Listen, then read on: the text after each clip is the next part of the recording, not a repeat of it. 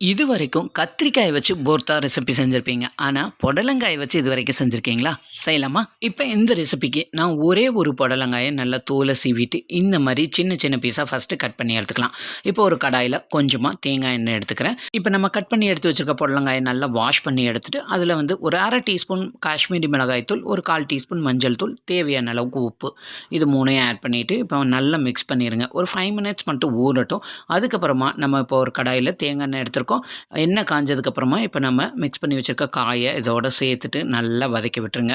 ஒரு 5 மினிட்ஸ் வந்து இந்த ஆயிலில் நல்லா வெந்து வரட்டும். லிட்டை போட்டு க்ளோஸ் பண்ணி லோ ஃப்ளேம்லேயே வச்சுட்டு ஒரு 5 மினிட்ஸ் நல்லா வேகட்டும். அதுக்கப்புறம் இந்த புடலங்காயை ஒரு ஓரமாக தள்ளி விட்டுருங்க. ஒரு 2 மீடியம் சைஸ் தக்காளி 2 இந்த மாதிரி பாதி பாதியாக ஃபஸ்ட்டு கட் பண்ணி எடுத்துக்கிறேன். இந்த தக்காளியும் இதுலேயே ஒரு ஓரமாக வச்சுருங்க. இந்த ஆயிலில் நல்லா வதங்கி நல்லா வெந்து வரணும். இப்போ அதே மாதிரி தக்காளியை திருப்பியும் போட்டு மறுபடியும் லிட்டை போட்டு க்ளோஸ் பண்ணி அது நல்லா வெந்து வரட்டும். இப்போ நம்ம தக்காளியில் இருக்கிற தோலை மட்டும் இப்போ நம்ம ரிமூவ் பண்ணி எடுத்துடலாம். அதுக்கப்புறமா இது எல்லாமே நல்லா வதங்கினதுக்கப்புறமா தக்காளியையும் இந்த புடலங்காயையும் ஒரு பிளேட்டில் நம்ம தனியாக ஃபஸ்ட்டு எடுத்து வச்சிடலாம். எடுத்து வச்சுட்டு இப்போ அதே கடாயில் கொஞ்சமாக ஆயில் எடுத்துக்கிறோம். தேங்காய் எண்ணெய் தான் நான் எடுத்துருக்கிறேன்.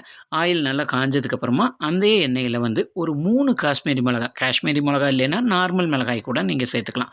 மிளகாய் நல்லா வாசனை வர வரையும் நல்லா வறுத்துட்டு அதையும் தனியாக எடுத்து வச்சுருங்க. ஒரு 10 பல்லு பூண்டையும் அதிலே அந்த ஆயிலில் சேர்த்துட்டு நல்லா பொன்னிறமாக வதக்கிட்டு அந்த பூண்டு பல்லையும் தனியாக எடுத்து வச்சிடலாம்.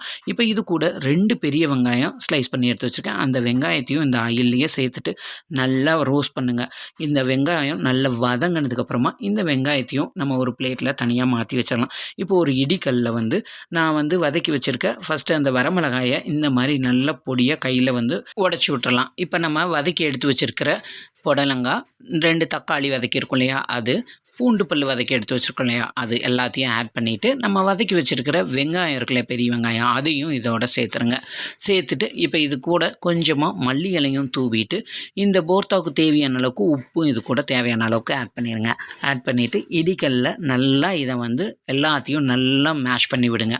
பாருங்கள், இந்த அளவுக்கு நல்லா எல்லாமே மிக்ஸ் ஆகி நல்லா மேஷ் ஆகிடணும். அந்த அளவுக்கு மேஷ் பண்ணி விட்டுட்டு இப்போ இது எல்லாத்தையும் ஒன்று சேர்த்திட்டு நான் வந்து ஒரு பெரிய வெங்காயத்தில் பாதி வெங்காயத்தை நல்லா பொடியாக சாப் பண்ணி எடுத்துருக்கேன். அந்த பெரிய வெங்காயத்தை இது மாதிரி மேலாப்பில் தூவி கொஞ்சமாக மல்லி இலையும் பொடியாக சாப் பண்ணி அதையும் தூவிட்டு நல்லா மிக்ஸ் பண்ணி விட்டுருங்க. மிக்ஸ் பண்ணி விட்டுட்டு நல்லா சுட சுட கொதிக்க சாதத்தை ஒரு பிளேட்டில் போட்டுட்டு இதுக்கு வந்து சாம்பாரோ ரசமோ கூட்டோ பொரியலோ எதுவுமே தேவையில்லை. இது ஒன்று மட்டும் இருந்தால் போதும்.